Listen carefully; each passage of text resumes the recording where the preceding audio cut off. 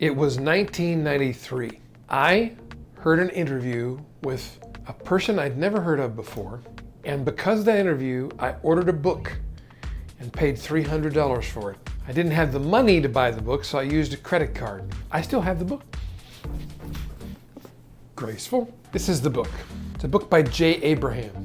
And the ideas in this book revolutionized my way of thinking about business and marketing, and therefore revolutionized my life. I'll tell you the rest of the story in just a minute. But now, intro.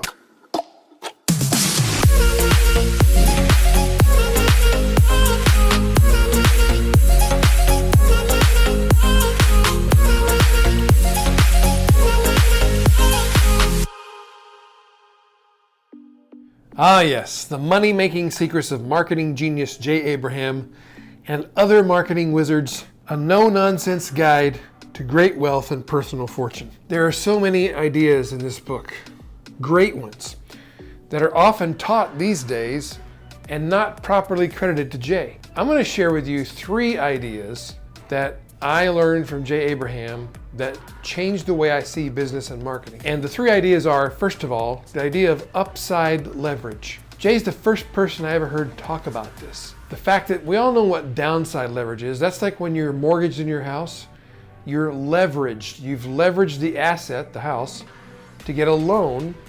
And the downside is if you don't make the loan payments, somebody will eventually come and invite you to move out of your house. So that's downside leverage. Upside leverage is when you have a product or service that's not selling well, and you don't change the manufacturer, you don't change the color, you don't change the packaging or the customer service staff or anything except the copy that you use to sell it. Maybe the headline or the words on the page, and you can have double, triple, even 10 times the sales from the same ads at the same cost. The only thing that changes are the words. That's upside leverage. There's nothing but upside there.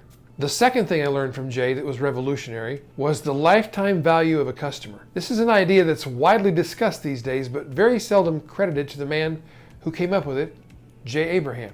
The lifetime value of a customer is such a valuable concept. When I was in the radio business, which is what I was doing back when I originally bought this book, I would accompany salespeople on calls with our advertising clients, and I would ask them, what's the average lifetime value of one of your customers? And they would look at me with a blank look, and I would explain to them that it meant over, say, a period of 3 years, how much money does the average customer spend with you? Now, if they could come up with that number, I could then show them how much they could afford to spend on marketing to acquire a new customer. They thought I was a genius, and the truth is I had a genius in my back pocket. Well, not literally in my back pocket, because that would be a really big back pocket. The third concept I learned from Jay that blew my mind was the 3 ways you can grow your business. There's 3 ways and only 3 ways to grow your business. Those 3 ways are: 1, get a new customer; 2, get your customer.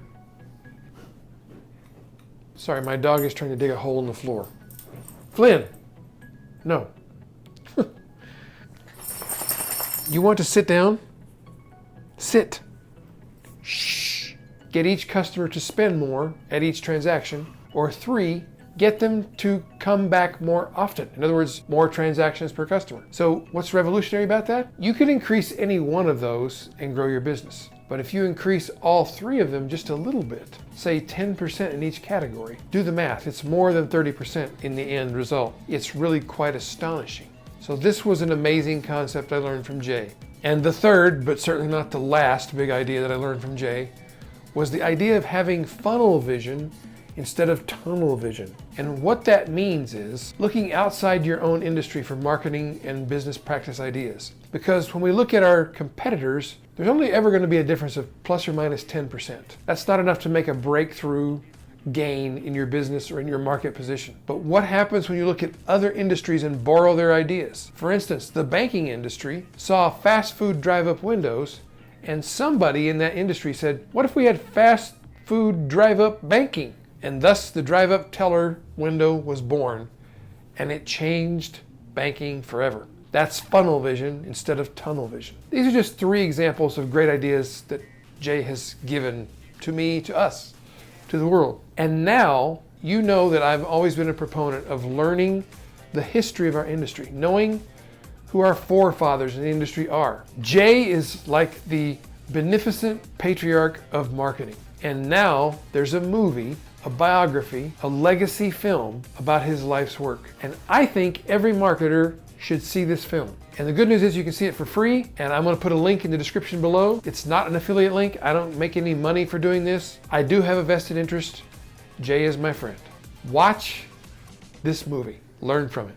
And if you have a Jay Abraham story of your own, share it in the comments below. I'd love to hear it. I'll read everyone. I'll respond to everyone. And if you haven't subscribed to the channel yet, just hit that old subscribe button and then hit that bell icon. That way YouTube will send you a kindly notification every time I make a new video, which is pretty often. That way you won't miss any. It's free, it's no hassle, and it'll make your life happier. Now until next time, may you prosper in all things, health, wealth, and wisdom. Go out there today and live your most prosperous life.